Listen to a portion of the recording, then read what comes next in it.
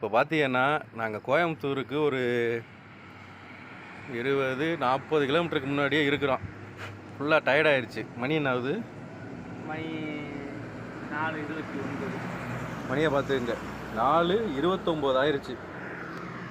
இப்போ எங்களோட பெட்ரூம் பார்த்தீங்கன்னா அரண்டு மிரண்டுறீங்க. இதே எங்கள் பெட்ரூம். இந்த வச்சுட்டு ஒருத்தர் படுத்துட்டாரா? நான் இனிமேல் தான் துண்டை விரிக்கணும். பிச்சை எடுக்க இல்லை, படுத்து தூங்க. சப்பனையும் முருகா. இதுதான் எங்களோட படுக்கை. ரோட்டு ஓரமாக படுத்துருக்கோம். போகிற வர லாரி பஸ்ஸெல்லாம் எங்களை பார்த்துட்டு போகிறாங்க. அந்த ஒருத்தன் பிரேக் அடிக்க முடியாமல் வந்து ஏறிக்கிட்டு இருக்கேன். ஓகே மக்களே, இதுதான் எங்களோட பெட்ரூம். இன்றைக்கி ஃபுல்லாக ஹாயாக விட்டத்தை பார்த்தபடியே தூங்க போகிறோம். மீண்டும் காலையில் ஒரு 6 மணிக்கு ஸ்டார்ட் பண்ணலான்னு இருக்கோம். Full tired. வண்டி மைலேஜ் கொடுக்கணும்னு சொல்லிட்டு வெறும் 35லேயே ஓட்டிகிட்டு வந்தோம். கிட்டத்தட்ட இப்போ ஒரு 110 தாண்டி இருப்போமா? என்ன வண்டி ஓட்டிகிட்டு வந்த தூரம் 200 கிலோமீட்டர்.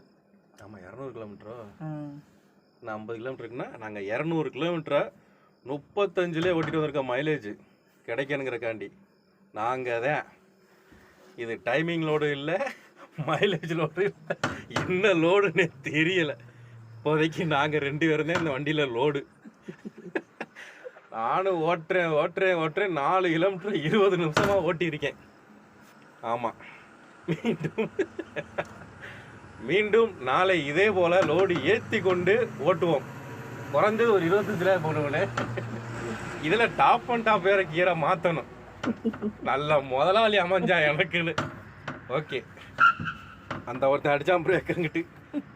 எனக்கு வேற லைட்டாக இங்கே படுக்கிறதுக்கே பயமாக தான் இருக்குது. டேர்னிங் வேற. மீண்டும் இன்று காலை உறங்கி 6 மணி அளவில் எந்திரிச்சு சந்திப்போம். நன்றி, வணக்கம்.